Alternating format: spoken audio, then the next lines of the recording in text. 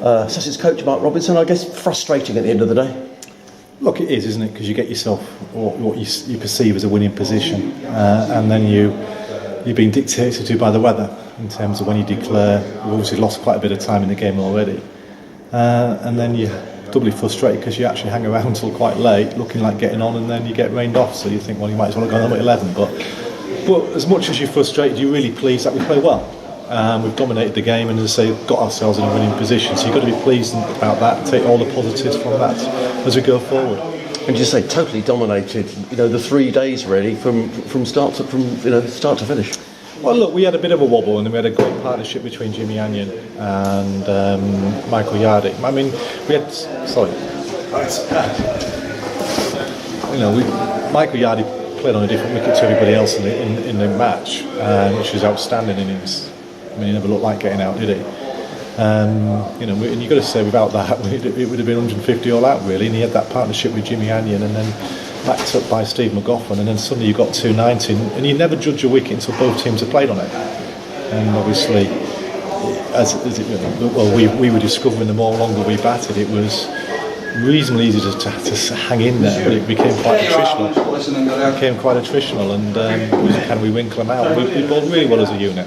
All the bowlers bowled well to really good plans as well, set by the captain, backed up by Zaidi as well. So really pleased, and saying just a shame about the weather.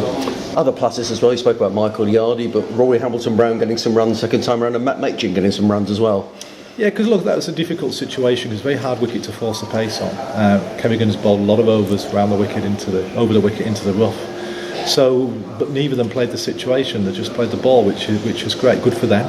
Look, they're good players, fine young players. HB a little bit more experience than Matt Machin, who's obviously making his way in the game. But they both had a disappointing last game, and they both will feel better for doing one in this match. And a match with no Ed Joyce, no Chris Jordan. Perhaps says much about the strength of the squad. Well, it's been difficult all summer because we've had no Matt Price played one game, Chris Jordan's missed 2 games, Ed's now missed a game, Nashi and Luke Wright, we've had to rush them back. They had one innings in a second team game on a damp Horsham wicket, and we've put them straight back in. But look, we keep finding somebody to put the hand up at the moment. As I say, we had a blip against Somerset. Look, as I keep saying, there isn't what I would call an outstanding team in this division. Any of the teams in this league can make a good run and make a big fist of it. So as long as we keep humble and we work really hard and we back each other up, then hopefully we'll be there and thereabouts. Games coming thick and fast. Back down to Hove on Sunday, and the county champions coming to Hove.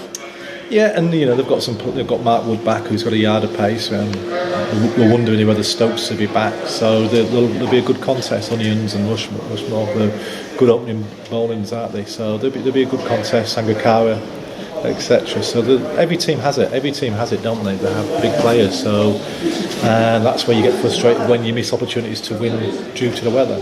And finally, players coming back from injury. What's the latest with Matt Pryor? I don't know. He went to England yesterday. I'm not expecting him to be fit at this point, but we hope he might be. But I'm not expecting him to be. Wonderful, Mark. Thanks for joining us. Okay, thank you.